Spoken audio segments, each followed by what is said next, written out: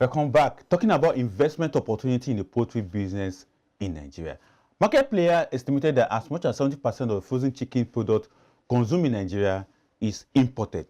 Let's now have Dr. Michael Olushola, who also practices as a poultry farmer, to help us understand the investment opportunity and other aspects of it all. Doctor, very good to have you on the show, sir. Thank you for having me. All right, so let's get down to our discussion.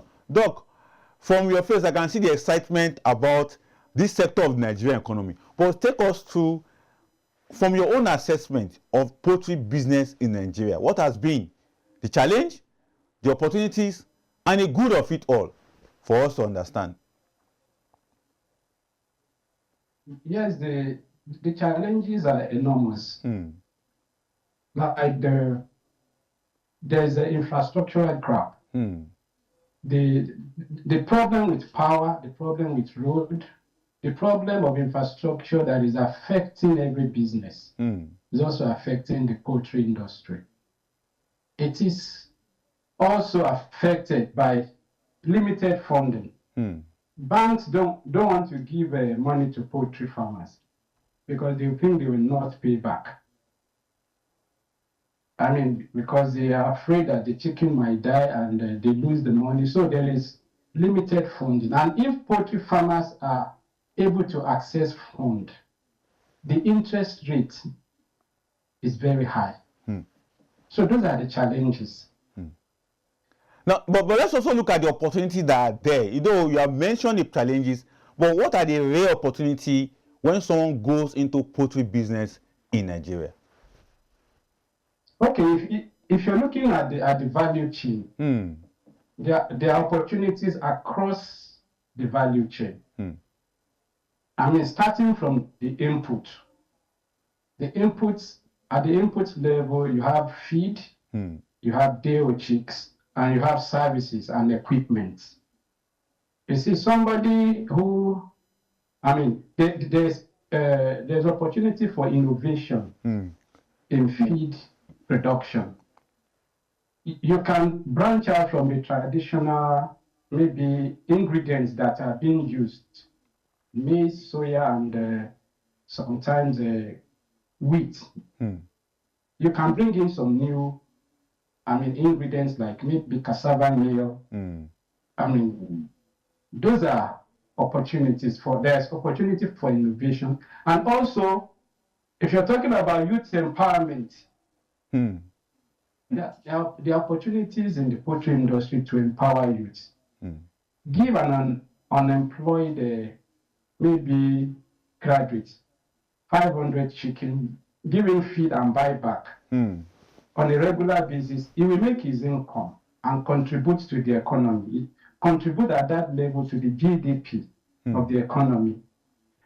On the digital platform also, there is opportunity for, I mean, you can make known, I mean, the services you have to farmers at the level of services. I mean, you can reach out to so many farmers with new ideas, new innovations, and also, I mean, make a living. Then you're talking about export. There's opportunity for export in the poultry industry. If you have your, take for instance, if you have your documentations and I mean, if you standardize your processes and get to the level of maybe get all the certifications that you need, there is opportunity to export to West Africa, opportunity to export to African countries, and you can take opportunity, and even day-old chicks, because I remember in the 90s, a company I served for and I first worked for, we were exporting chicks to Ghana, Port Novo, and what is the capital of Kenya now? Is it Nairobi? Nairobi.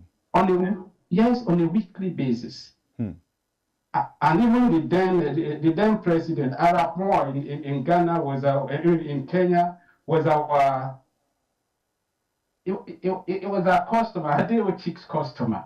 So there's opportunity in that. There's also opportunity in PPP, that is private public partnership. The government can bring in maybe or go in even with local experts, can say, okay, we have this problem in this level of value chain.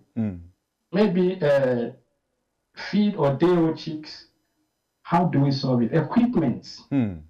Government can make funds available. You have people in Nigeria who can fabricate the equipment that we need in making feed. Also I see some youths, some very young people, very innovative youths going into even trying their hands on producing local hatcheries that are working well. So there's this opportunity, the opportunities abound in the industry. Exactly. Now, talking about the opportunity, I want to ask, is it that same opportunity that gave the chance for household to begin to rear the chicken beside their house, behind their house, and they were able to do some good work? I could recall where I reside here in Abuja, I see families having at the backyard of their homes, bird homes, and they do that, and weekly they bring it out to go and sell. Is it the same opportunity that you are talking about that also make household to also take chances to begin to do that as a side also, as we call it in local parlance, in the poultry business? You see, for poultry production, the threshold is very low.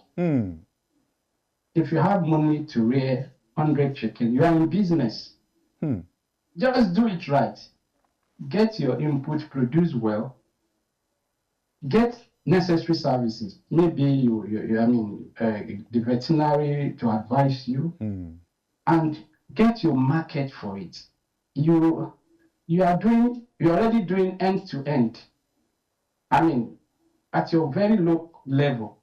So you have, there's that opportunity to. It's an industry you can go into with very little, capital. That's the opportunity we are talking about. You see, like in Nigeria, now if you're talking at the production level, 80% of operators are smallholders. There is I don't think there's any business that gives that kind of leverage to people who are, who don't have enough capital. Poultry does. There's that opportunity for smallholders to survive.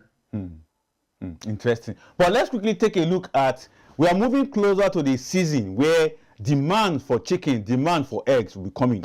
How prepared are the poultry farmers in Nigeria? From your own perspective, I could recall some few weeks back, you told me that you and your members were in Asaba for one or two things. Is it part of way of preparing poultry farmers for the huge tax that is ahead? Because by December, Christmas, a lot of chicken will be slaughtered, and a lot of chicken will be prepared for meals and the rest of them. So how prepared are you guys towards that season? Even as we speak, we are still in Asaba, but I see you right to show, but I'm still in Asaba. But the truth about it is that, you see, when you are approaching season, when it's getting seasonal, the inputs are very high. That is, day-old chicks becomes very high. Feed also, there's this competition and preparation for Christmas. So even most of the smallholders, they hold on. They don't stop their farms because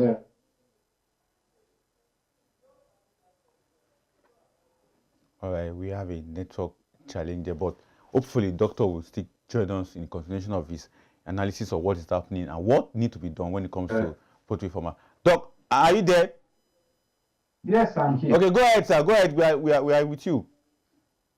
I say that it is so discouraging that at the seasonal period, I mean, if you know what the price of broiler day-old chicks is going for now, the normal farmer who lives by the smallholder that lives by poultry goes to buy birds.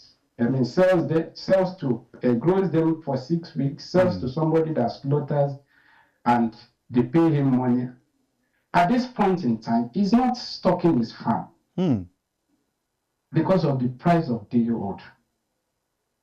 You see, it's the input suppliers, the day-old chicks, they take the price to a level that is very uncomfortable for the normal regular farmer to stock his farm. Interesting. So on the other hand, let's take a look at what you think that government can do to assist or support poultry farmers in Nigeria. Let's have your take on that. Yeah, I think the government, in the last 1.5 years, the government has made it possible for prices of raw material to be stable and also come down to a comfortable level. But the advantage has only been taken by the big players because they buy those raw materials cheap and still don't sell the feed. The price of feed hasn't come down. So the young smallholders are not benefiting from government efforts as we speak. It is very annoying. Very, very annoying. And I think something should be done concerning this. Are you talking about the feed that federal government, either through subsidy or one other way, they have been able to make it to be more cheaper, is not getting down to the smallholders, poultry farmers in Nigeria? Is that what you are trying to explain to us? Yes, it is not. I don't think government is subsidizing, but they just made, they made a free market for some people to import, because the problem we were having is that those producing the grains are not benefiting, and those consuming them are not benefiting. The people that were benefiting are those that we stockpile. You see, the chairman of K2 market was saying the other day that we have in stock in Nigeria beans, our requirement for 3 years. Some people have bought it and thus causing artificial scarcity. You see, that is what government has dealt with by importing, by telling people to import. Because this time last year, a ton of maize was almost 1 million. Now it is hovering around 300,000. You see, that is good. But the price of feed, this time last year, was 23. Take the broiler for instance, broiler starter for instance, was 23,000. Now it is 25, 24. So you understand what I'm talking about. Exactly. People buy cheap, produce this feed, and refuse to bring down the price of feed for the smallholders farmer, and also for the benefit of the people who will consume the products. Exactly. Doc, we will have to leave it here for now. I believe that this is a developing issue that we need to take on, particularly on the value chain of poultry business. And you have made a value point talking about the feed price that's supposed to be more affordable for smallholder farmers, not just the big farmers that are enjoying it, but for everyone involved. We'll leave it at that, but we'll definitely call you back so that we can have a deeper discussion around this feed for chickens and the rest of them. So thank you so much for coming on the show today, sir. Thank you very much.